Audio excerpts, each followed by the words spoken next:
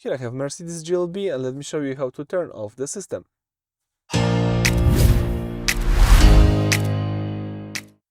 So at the very beginning, let's start by using the home screen. Here let's swipe to the left a few times until you see the GLB car.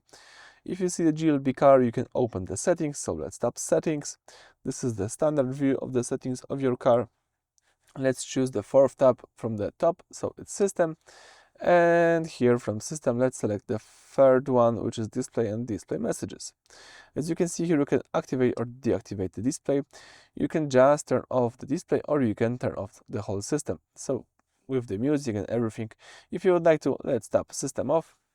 As you can see, the car just closed the system, turn off the system. It could be really useful to stop listening music, to save some battery.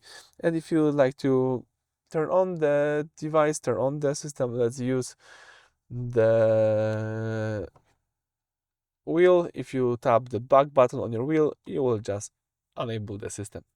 So that's it for this video. Thank you for watching. Please subscribe to our channel and leave thumbs up.